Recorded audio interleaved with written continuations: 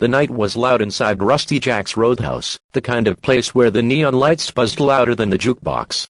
Bakers crowded the bar, their leather jackets creaking as they moved, laughter echoing through the smoke-filled room. The smell of fried food, spilled beer, and gasoline lingered in the air. Behind the counter, Clara, a young waitress in her late 20s, balanced a trays of mugs and plates with practiced grace.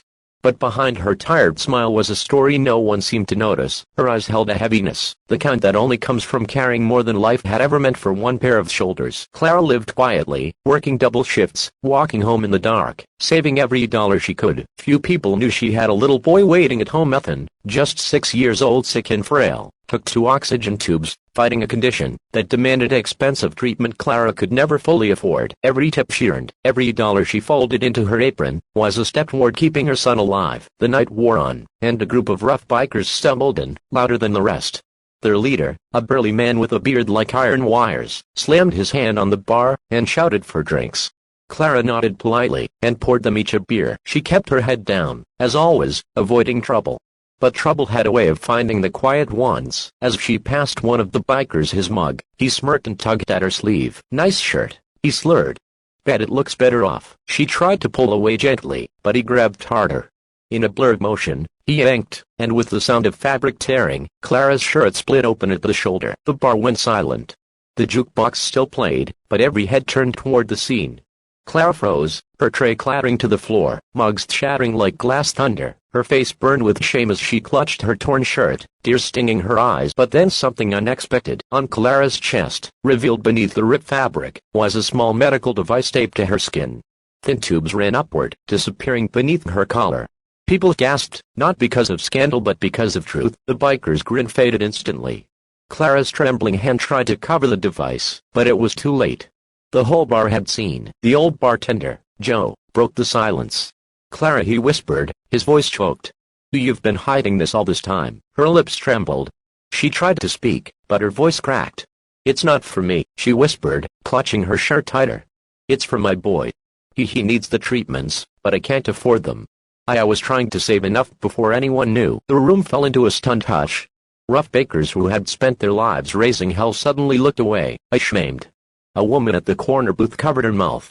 Even the jukebox seemed too loud. The man who had ripped her shirt, the one who had laughed moments before, stood frozen, his eyes locked on Clara. His hands, which had once been fists, now shook with regret. Slowly, he lowered his head. For a long moment, no one moved. Then, the leader of the biker gang did something no one expected. He reached into his leather vest, pulled out his wallet, and dropped a stack of bills onto the counter. His voice was hoarse, almost breaking. "For the boy," he said. One by one, others followed. Coins, crumpled bills, and even $100 notes piled onto the counter. Men who had once fought in back alleys now dug deep into their pockets with trembling hands. Women who had come for a drink found themselves weeping, pulling out what they could. Even the bartender slid his own tip jar across the counter. Clara stared in disbelief, her tears flowing freely now, not from shame, but from something far greater. Hope. The man who had ripped her shirt finally looked up, his eyes wet. He whispered, "I've done a lot of bad things in my life, but tonight I want to do something right." He placed the last of his cash, several $100s, on top of the pile. Then he turned to Clara. "I'm sorry. Truly sorry." The bar, once filled with raucous noise, now buzzed with the sound of hearts breaking open. People weren't just giving money, they were giving compassion. They were giving her and Ethan a chance. By the time the night ended, the pile of money was so high it needed a showbox to carry it. Clara's hands trembled as she held it close to her chest.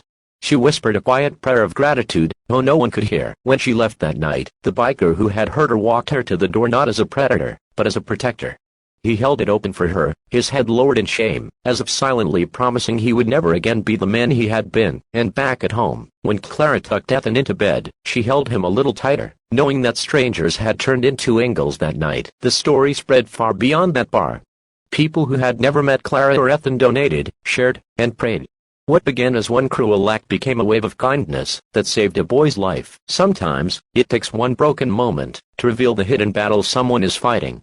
And sometimes, it takes the courage of a community to lift them back up. So next time you see someone smiling through their pain, remember Clara's story. Because you never know, your kindness might be the very thing that saves them. And if this story touched your heart, make sure to subscribe, because together, we can spread